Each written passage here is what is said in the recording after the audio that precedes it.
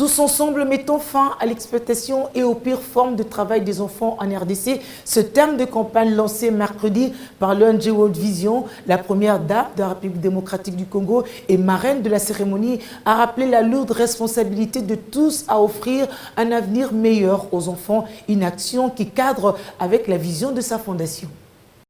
22% d'enfants travaillent tous les jours en République démocratique du Congo.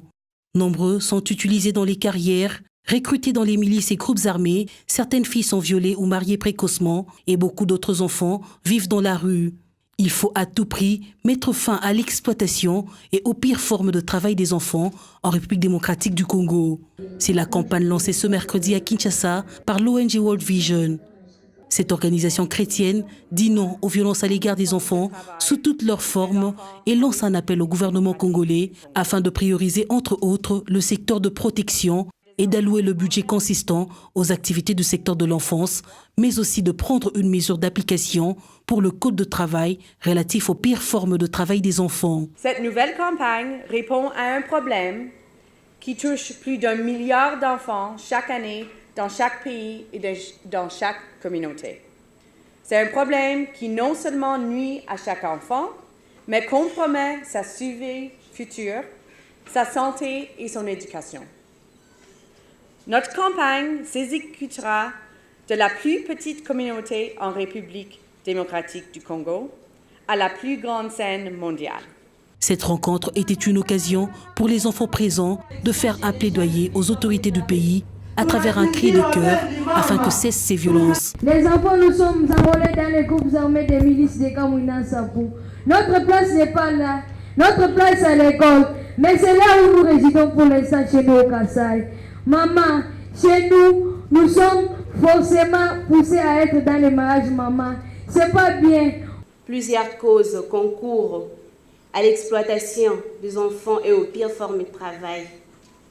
La mauvaise qualité de l'éducation, la négligence dans l'éducation sociale, la pauvreté, le maladie ou les décès de parents, l'impunité, la corruption, les trafics d'influence, la peur des représailles, la persistance des conflits armés.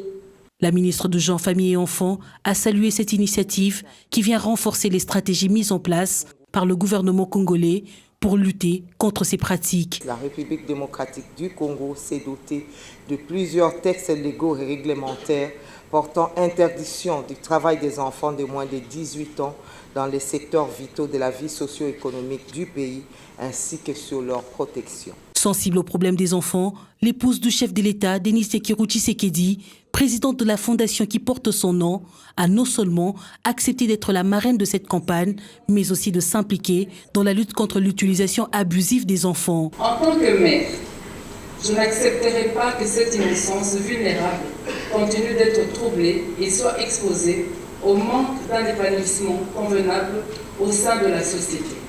Chers enfants, sachez que vous n'êtes pas seuls. Je suis avec vous et rassurez-vous, je ne m'arrêterai pas au soutien de cette campagne. Nos enfants sont notre avenir. Nos enfants sont notre responsabilité. Aux côtés du gouvernement congolais, de World Vision, de l'UNICEF, des confessions religieuses ainsi que d'autres partenaires, Denis Sekirou Tshisekedi a pris l'engagement de porter plus haut ce plaidoyer.